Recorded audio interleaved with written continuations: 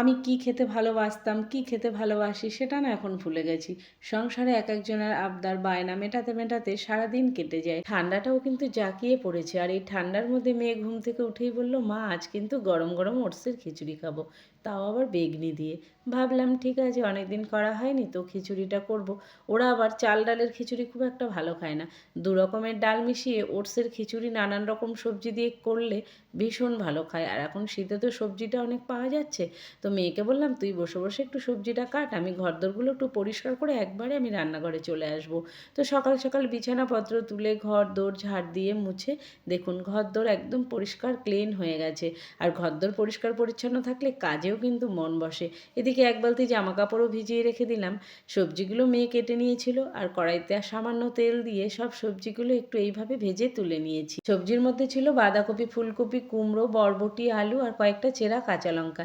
এইভাবে সবজিটা নামিয়ে নিয়েছি। তারপরে তেলের মধ্যে দিয়ে দিয়েছিলাম পাঁচফোড়ন, তেজপাতা, গ্রেট করা আদা। ভিজিয়ে রেখেছিলাম মসুর ডাল আর মুগ ডাল, ওটা ধুয়ে ভালো করে পরিষ্কার করে ওই মশলার মধ্যে দিয়ে সুন্দর করে একটু নেড়ে চেড়ে কষিয়ে ঢেকে রেখেছিলাম। ঢাকনাটা সরিয়ে নিয়েছি, দেখুন ডালটা কি সুন্দর ভাজা ভাজা হয়ে গেছে। ওই পর্যায়ে দিয়ে দিয়েছিলাম ভেজে রাখা সবজিগুলো। আরও একবার নেড়ে চেড়ে দিয়ে দিয়েছি কেটে রাখা টমেটো।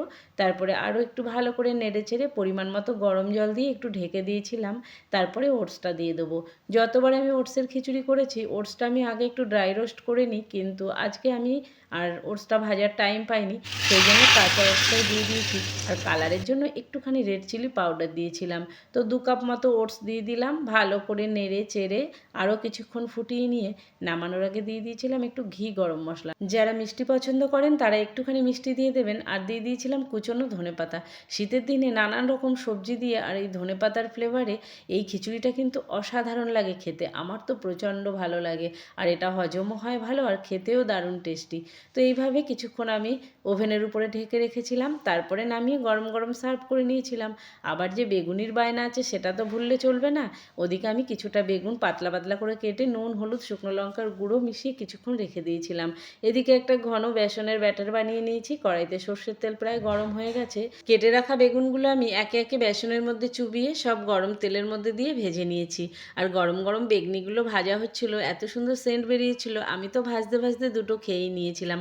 আমার তো খুবই ভালো লাগছিল গরম গরম এই বেগনিটা। ব্যাস, বেগনিগুলো আমার সব ভাজা হয়ে গেছে। একটা প্লেটের মধ্যে সুন্দর করে সাজিয়ে দিলাম। একটুখানি বেসনের ব্যাটার বেঁচে গেছিলো, আর ওর মধ্যে দিয়ে দিয়েছিলাম 2খানা ধনেপাতা। তো পকোড়া ভেজে তুলে নিলাম। গরম গরম ওটসের খিচুড়ি ওদের সার্ভ করে দিয়েছিলাম। সুন্দর করে সাজিয়ে দিয়েছিলাম বেগনি, ধনেপাতার পকোড়া, শসা, পেঁয়াজ দিয়ে। তো গরম গরম ওরা সকালের খাবারটা খেয়ে নিল। এবার যাবো দুপুরের রান্নায়। তো অনেক দিন পর আপনাদের সঙ্গে একটা মিনি ব্লগ শেয়ার করলাম। ব্লগটা কেমন হয়েছে অবশ্যই কমেন্ট করে জানাবেন। একটা লাইক অবশ্যই করবেন। সবাই সুস্থ থাকবেন।